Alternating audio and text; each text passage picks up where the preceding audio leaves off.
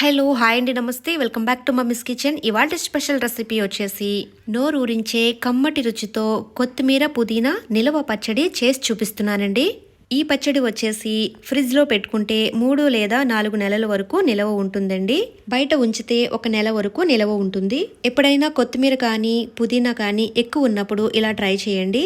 ఇక లేట్ చేయకుండా ఈ టేస్టీ పచ్చడి ఎలా ప్రిపేర్ చేసుకోవాలో ఇప్పుడు చూద్దాం. నేను ఇక్కడ నీట్గా క్లీన్ చేసుకున్న 1 కప్పు వరకు పుదీనా తీసుకున్నాను. పుదీనా తడి లేకుండా చక్కగా క్లాత్తో తుడుచుకోవాలి లేదా ఫ్యాన్ కింద 10 నిమిషాలు ఆరబెట్టుకోవాలి. అదే కప్పుతో కొత్తిమీర కూడా తీసుకున్నాను. కొత్తిమీర కూడా తడి లేకుండా నీట్గా తుడుచుకోవాలి. గ్రామ్స్లో చెప్పాలంటే పుదీనా 50 గ్రాములు తీసుకున్నాను, అలాగే కొత్తిమీర 50 గ్రాములు తీసుకున్నాను. ఇవి తడి ఆరేలోపు ఒక మిక్సింగ్ బౌల్ తీసుకుని ఒక పెద్ద నిమ్మకాయ సైజ్ అంతా చింతపండు తీసుకుందాము. చింతపండు వెయిట్ వచ్చేసి 50 గ్రాముల వరకు తీసుకోండి. చింతపండు పులుపును బట్టి కూడా తీసుకోవచ్చు. ఇలా వాటర్ వేసుకుని నానబెట్టుకున్న తర్వాత ఇప్పుడు స్టవ్ వెలిగించుకుని ప్యాన్ పెట్టుకుని 1 టీ స్పూన్ వరకు మెంతులు వేసుకుందాము. 2 టేబుల్ స్పూన్స్ వరకు ఆవాలు వేసుకుందాము. ఇవి చక్కగా దోరగా ఫ్రై చేసుకోవాలి. స్టవ్ వచ్చేసి చిన్న మంట మీద వీటిని ఫ్రై చేసుకోవాలి. చూసారు కదండి, చక్కగా ఫ్రై అయిపోయాయి. కమ్మటి వాసన అనేది వస్తుంది. వీటిని ఒక ప్లేట్లోకి తీసేసుకుని చల్లారనిద్దాము. ఇప్పుడు అదే ప్యాన్లో 2 స్పూన్స్ వరకు ఆయిల్ వేసుకుందాము. ఆయిల్ హీట్ ఎక్కిన తర్వాత మనం తీసుకున్న కొత్తిమీర పుదీనా వేసేసుకుని ఫ్రై చేసుకోవాలి. పచ్చివాసన పోయేంత వరకు వేయించుకుందాము. అలాగే 2 మినిట్స్ వేయించుకుంటే సరిపోతుంది. స్టవ్ వచ్చేసి మీడియం ఫ్లేమ్లో పెట్టుకుని వేయించుకోవాలి. చూసారు కదండి, 2 మినిట్స్ తర్వాత ఇలా మగ్గితే సరిపోతుందండి. ఇప్పుడు ఒక బౌల్లోకి తీసేసుకుందాము. మనం తీసుకున్న చింతపండుని ఇలా గుజ్జు తీసుకుని ఉంచుకోవాలి. ఇప్పుడు ఈ చింతపండుని ప్యాన్ లో వేసేసుకుని ఉడికించుకోవాలి. ఇది ఉడకడానికి 2 నిమిషాలు టైం పడుతుందండి. ఈ లోపు మిక్సీ జార్లో ఫ్రై చేసుకున్న మెంతులు ఆవాలు వేసేసుకుని చక్కగా మెత్తగా పొడి చేసుకోవాలి.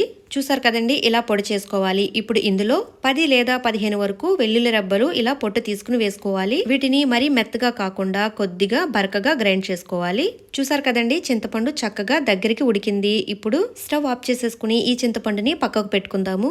అదే మిక్సీ జార్లో మనం ముందుగా ఫ్రై చేసి పెట్టుకున్న పుదీనా కొత్తిమీరని ఇందులో వేసేసుకుని బరకగా గ్రైండ్ చేసుకోవాలి.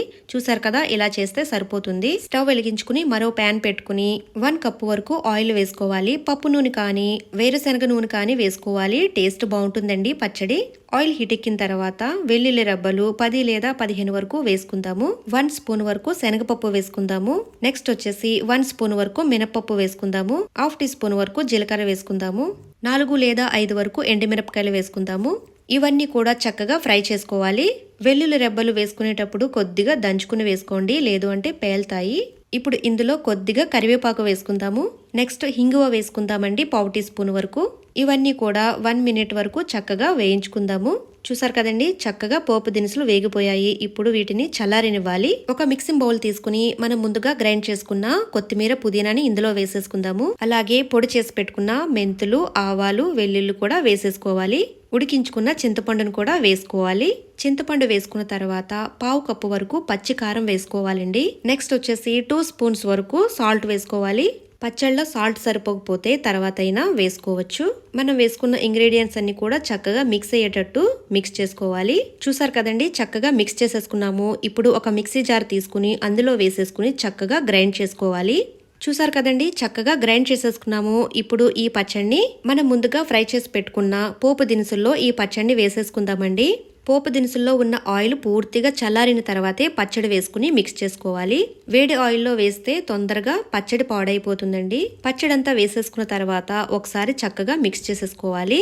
సాల్ట్ సరిపోకపోయినా ఆయిల్ సరిపోకపోయినా తర్వాత అయినా వేసుకోవచ్చు. ఈ పచ్చడిని ఏదైనా చిన్న జాడీలో కానీ ఏదైనా జార్లో కానీ తీసేసుకుని స్టోర్ చేసుకోవచ్చు. చూసారు కదండి, చాలా ఈజీగా ఎంతో టేస్టీగా ఉండే కొత్తిమీర పుదీనా నిల్వ పచ్చడి చక్కగా ప్రిపేర్ చేసేసుకున్నాము. మీరు ఈ రెసిపీని తప్పకుండా ట్రై చేయండి. అలాగే వీడియో నచ్చితే కనుక లైక్ అండ్ షేర్ చేయండి, సబ్స్క్రైబ్ చేసుకోండి. మరిన్ని స్పెషల్ వీడియోస్ కోసం బెల్ ఐకాన్ ప్రెస్ చేయండి. Thank you for watching mummies kitchen Telugu.